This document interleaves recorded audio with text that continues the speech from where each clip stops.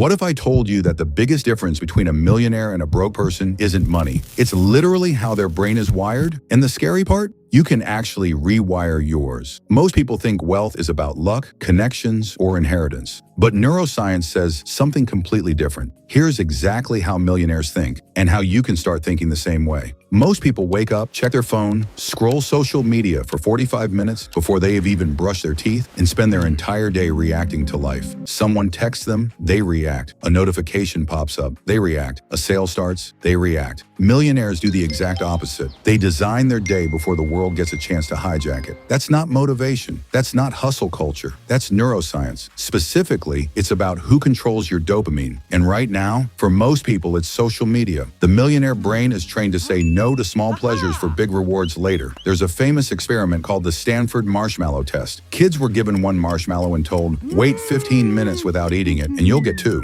The kids who waited, they grew up to have higher incomes, better health, and stronger relationships. Studies suggest that people who can delay gratification tend to perform better financially over time. Why? Because every financial decision is basically a marshmallow test. A new iPhone or an investment account, Friday night entertainment, or Sunday morning skill building. Here's a practical tip. Every time you want to buy something impulsively, wait 48 hours. Write it down. Set a reminder. If after 48 hours you still want it and it makes financial sense, buy it guilt-free. But most of the time, you'll barely remember why you wanted it in the first place. Now, this one is the most dangerous because it's invisible. The scarcity mindset says there's not enough for everyone. If he wins, I lose. That job is too competitive. That market is already saturated. The millionaire mindset says there's always a way to create more value. New opportunities are created every day. If someone else can do it, maybe I can too. This isn't blind optimism, it's pattern recognition. Jeff Bezos didn't see a retail market that was too crowded. He saw a world that hadn't moved online yet. Every successful entrepreneur found an opportunity that other people were too afraid to pursue. So here's the shift. Next time you feel jealous of someone's success, pause. Instead of asking, why not me? Ask, what did they see that I haven't seen yet? That single question rewires your brain from competition to observation, from envy to education. Warren Buffett is famous for spending hours every day reading. Elon Musk taught himself rocket science by studying books and technical material.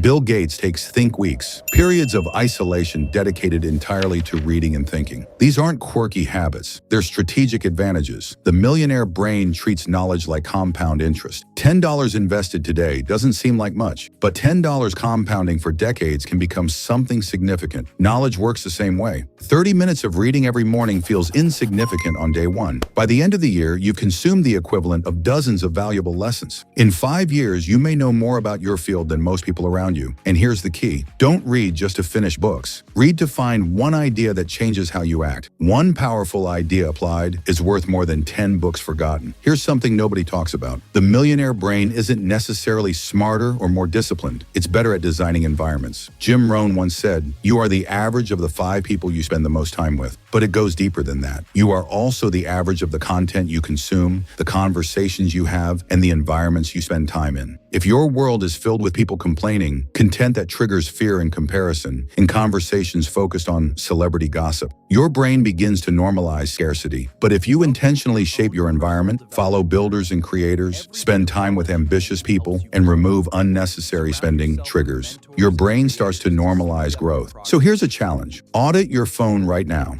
Look at the 5 accounts you engage with the most. Are they helping you grow or keeping you exactly where you are? Now for the 7-day challenge. And I want you to actually do this, not just nod and scroll past. For the next 7 days before you spend any money at all, ask yourself one question. Is this an asset or a liability? An asset helps you build skills, increase value, or create future opportunities. A liability gives you a short burst of satisfaction and then disappears. That's it. You don't need to stop spending. You don't need to become a minimalist monk. Just ask the question, because awareness is the first step to rewiring your behavior. And that one simple question, repeated consistently, can start changing your financial identity faster than you think. If this changed the way you think, subscribe to Void Theory. Every week, we break down the psychology of wealth, success, and the mindset shifts that actually move the needle. No fluff, no fake guru promises. Just practical frameworks backed by psychology and real-world examples. And before you go, leave a comment below.